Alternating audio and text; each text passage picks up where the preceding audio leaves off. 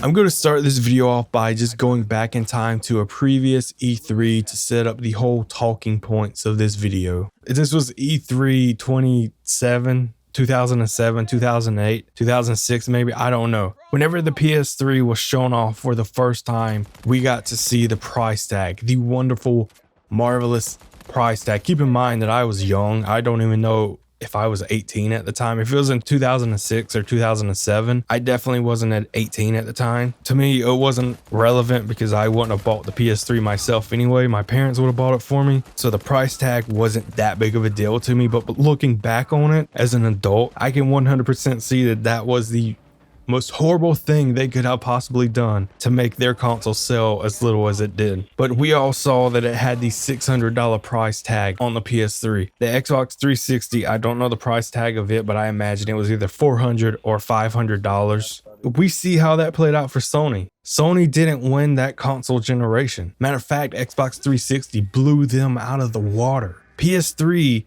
had to eat a humble pie to even want to be able to compete with them again. And guess what happened? The exact reverse of that happened. Xbox started with the rumors it would always be always online and you wouldn't be able to use games. Luckily, that rumor never actually came to fruition. Maybe it was in the works to come to be, but the people at Microsoft saw that that was the stupidest thing they could do. Apparently, they didn't get the memo on everything that's stupid because they still came out and they said, guess what? Xbox One, gonna be $600 because we're going to include this camera that no one's probably going to use, and they don't use the camera for an actual camera. More or less, they used it as a voice command type thing. It seems kind of redundant to not just include a microphone or something when you advertise it as mostly being voice command on Xbox. Xbox, turn on. All right, I need a camera for that, or are you just trying to find a secret way to look at my beautiful face?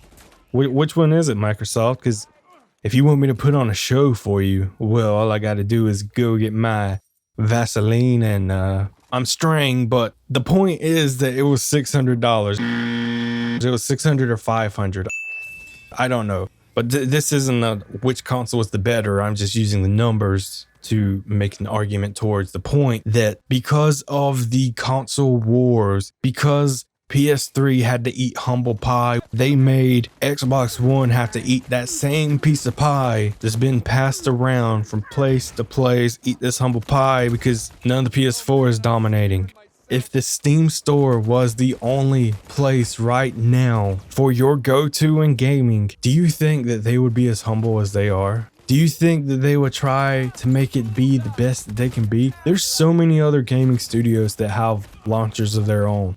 If we're technically speaking, Microsoft has Xbox Game Pass. If we're talking otherwise, EA has EA Play, EA Access. I know for Xbox and PC, it's different. I think EA Access is one, EA Play is the other. Then there's the Ubisoft launcher. There's the Blizzard launcher that has all your Blizzard games, all your Destiny 2 on it. It has so many games. Ubisoft has all their games. No one complains about those launchers. They don't. They just sort of bite the bullet and be like, hey, oh well, I guess I have to download the launcher to get it. And that's what I don't get. You complain about the Epic Game Store because your number one complaint is that it lacks features because of privacy concerns. And I'm telling you, go online anywhere right now and search your name. Search your name until you find the place where you live. And you will be surprised that if you've ever had a parking ticket, you've ever bought anything from any type of company, you've ever paid your taxes, there's a 99.99% chance that your name, your location, your literal location address is on the internet. For some people, your dog's name might even be on the internet. Not just your name, it shows your parents' name, it shows your sibling's name, it shows your cousin's name, it shows everyone's name. This is 2019. We live in a digital age. You have to understand that the privacy that you want, it isn't going to be there. Big Brother today, Big Brother looks at you in every single way. So you just better hope that while you sleeping, you don't talk in your sleep and you privately plan out some type of plot that the government would have a rock look with you with. The other arguments I see with the Steam store besides privacy is that it lacks features. Can you argue with me right now and tell me that the Steam store came out with every single feature that it has now? No, you can't, because that's not the case. Matter of fact, Steam store, when it came out, it didn't even have really any games on it. The only game it had, I would have to go look, and I don't feel like going to look, but it had one game on it. I might throw the title right here. You had to get the Steam store exclusively for this game. And people say that the Epic Game Store is very anti-consumer with this exclusivity. The fact of the matter is, exclusivity has been running rampant, and this will be a point that is beaten to death at this point, I'm sure. If I want to play Halo, well, back in the day, not now technically, because you can play Halo on Microsoft, pretty much any Xbox game you can play on PC now, but if you wanted to play Halo, you had to have an Xbox. If you wanted to play Uncharted, you had to have a PS3. Exclusivity is how companies make their sales. There's a reason that with cell phones, a lot of the phones are exclusive to one or two retailers. That might not be the case much of anymore, but back in the day, you would have to like buy the Samsung Galaxy exclusively at Verizon or the iPhone exclusively at Sprint, wherever it may have been. I don't deal with the contracts anymore. Straight talk's the way to go, just telling you now. As you can see, exclusivity is everywhere. Everywhere in this world, there is exclusivity. It's not just in video games. It's not just with movie studios. It's not just with limited releases in specific areas for movies. It's not just with iTunes exclusive or Spotify exclusive. No, it's everywhere. And a lot of people just deal with it. If you want to listen to an album that's exclusively on iTunes, you'll either listen to it or you'll do what every single person who's against the Epic Store has said. They'll pirate it. And honestly, that's the stupidest argument of anything. It is honestly the stupidest argument. You wanted this game for how many years now? Since at least 2014. And if we're being honest, probably 2012, because not a lot of people like the pre-sequel. I liked it. It is what it is. It wasn't as great as the other ones. The story was better in my opinion, but that's besides the point. You want to pirate a game because you have to download a free launcher. Am I understanding you correctly? You have to buy a video game at $60 that you can play somewhere for free on a launcher. The only purchase you have to make is the video game itself, but you're going to pirate it. As far as I'm concerned, you had no intention to buy the game to begin with. You had literally no intention. And now you're just coming into this echo chamber to try and make your opinion be heard, to be like, hey guy, I'm on your side. This is us gamers versus them. You had no intention to buy it, so all you're doing is hurting the studio in the end. You know, if you're someone who wants to go download a Super Nintendo ROM or a PS2 ROM, I'm not going to argue against that because, let's be honest, where are PS2 games sold anyway? Hardly nowhere that I can think of sells PS2 games. Hardly nowhere sells original Xbox games. But we're talking about brand new video games, $60. Games of the past aren't going to keep companies afloat. Games today that are released, Borderlands 3,